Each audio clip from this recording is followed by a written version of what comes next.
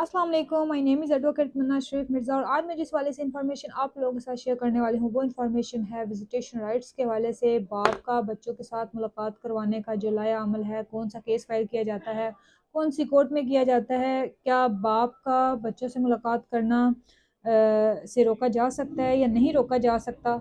तो इस वाले से इन्फॉर्मेशन मैं आज आप लोग के साथ शेयर करूँगी। देखिए, सबसे पहली बात ये कि जो बाप का राइट है कि वो अपने बच्चों से मिले, इस राइट से इनकार नहीं किया जा सकता। ठीक है, ये कानून भी इजाज़त देता है बाप को कि वो अपने बच्चों से मिले और नेचुरल जस्टिस है ये चीज़। ठीक है, तो जो बाप है उसका अपने बच्चों के साथ मिलना ज़रूरी है। जब भी सेपरेशन होती है, ठीक है, माँ बाप की अलहदगी होती है हस्बैंड वाइफ की, तो जो बच्चे हैं वो ज़्यादातर केसेस में, ज़्यादा क्या मतलब कि 98 केसेस में माँ के पास ही होते हैं। ठीक है, अगर बहुत छोटे बच्चे हैं तो वो माँ के पास होंगे। ठीक है, दूध पीने वाले बच्चे हैं डेफिनेटली माँ के पास होंगे।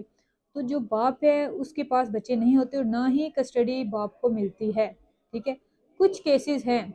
अब अगर देखा जाए कानून में यह है कि आपने अगर बच्चों की कस्टडी लेनी है तो जो बच्ची है वो जब तक बलोगत को नहीं पहुंचती तब तक आप बाप जो है कस्टडी नहीं ले सकता, और जो बच्चा है जब तक वो 7 साल का नहीं हो जाता। तो लेकिन ये कोई कंपल्सरी नहीं है। ठीक है, कि हर सूरत मतलब अब ये जो कंडीशन लग गई है तो ये फाइनल है, नहीं।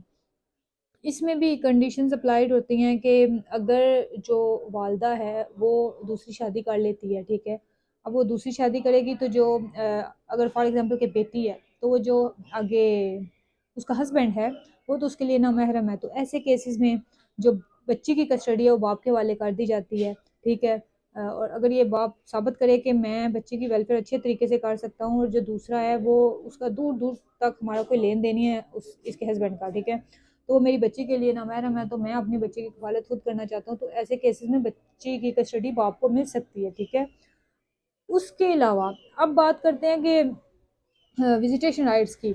फॉर एग्जांपल के जो बच्चों की कस्टडी है वो माँ के पास है, अभी बाप जो है वो खर्चा भी पे कर रहा है हर महीने और वो चाहता है कि मैं अपने बच्चों से मिलूं। ठीक है, ताकि मेरे बच्चों को भी पता चले कि मैं उनका बाप हूँ। तो इसके लिए यह है कि बाप ने विजिटेशन राइट्स की एप्लीकेशन देनी है। ठीक है, उसने फैमिली कोर्ट के अंदर section 12 of guardian ward act and 25 की।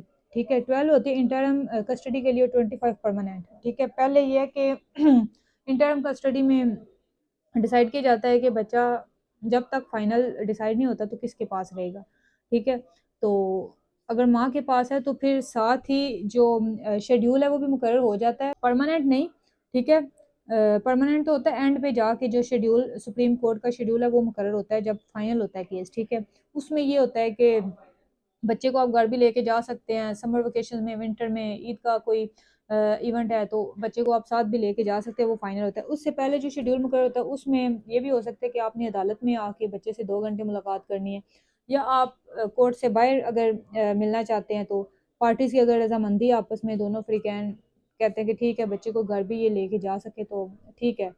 लेकिन अगर क्लैशेज़ हैं तो फिर यही होता है कि जब तक फाइनल नहीं होता तो कोर्ट के अंदर मुलाकात करवाई जाती है 2 घंटे या 2.5 घंटे। ठीक है, अब जब आप विजिटेशन राइट्स का केस फाइल करते हैं तो उसमें जब औरत की तरफ से उसको नोटिस जाते हैं तो वो फिर ये डिफेंस लेती है कि बाज़ दफ़ा हस्बैंड नहीं खर्चा पे कर रहा होता। ठीक है, मेंटेनेंस, तो वो कहती है कि पहले ये बंदा मेंटेनेंस तो पे करे, मतलब कि ये तो बंदा मेंटेनेंस ही नहीं पे कर रहा तो मुलाकात का इसका राइट नहीं बनता। तो मेंटेनेंस तो आपने पे करना है, हर महीने आपने मेंटेनेंस पे करना है, और फिर जो अदालत शेड्यूल मुकर्रर करेगी महीने के एक दिन आपकी मुलाकात भी हो जाया करेगी। ठीक हो गया। तो अगर अब यहाँ पे एक और क्वेश्चन राइज होता है कि अगर आप खर्चा पे नहीं करते तो खर्चा नानो नफ़का का केस डिग्री हुआ लेकिन हस्बैंड ने नहीं पे किया और वो 1 साल सज़ा भी काट चुका है, तो तब उसका जो राइट है विजिटेशन राइट, क्या वो उससे महरूम हो जाएगा? नहीं, वो फिर भी महरूम नहीं होगा। इस राइट से इनकार नहीं किया जा सकता। ठीक है, तो अगर बाप अपने बच्चों से मिलना चाहता है तो उसके लिए ये है कि वो guardian petition under section 12 and 25 move करे। ठीक है, फैमिली कोर्ट के अंदर, और उसकी बच्चों से मुलाकात करवाई जाएगी और डेफिनेटली करवाई जाएगी। और उसके अलावा जब बाप घर लेके बच्चों को जाता है तो वो फिर कोर्ट में श्योरिटी बॉन्ड भी जमा करवाता है। ठीक है, श्योरिटी बॉन्ड जमा करवा के बच्चों को घर भी लेके जा सकता है। ठीक है, और जब एंड पे एविडेंस के बाद सुप्रीम कोर्ट का शेड्यूल मुकर्रर होता है, जिसमें समर वेकेशन, विंटर वेकेशन पे, ईद के मौके पे, बर्थडे के मौके पे आप बच्चे को घर लेके जाते हैं, तो ये डिसाइड हो जाता है कि हर महीने के पहले जो फर्स्ट वीक है उसमें 2-3 दिन आप बच्चे को लेके जा सकते हैं, घर रख सकते हैं। तो वो फाइनल हो जाता है, दोनों पार्टीज़ के लिए बेटर हो जाता है, और बाप भी है कि बच्चों से मिलता रहता है, बच्चों को भी पता होता है कि ये हमारा बाप है।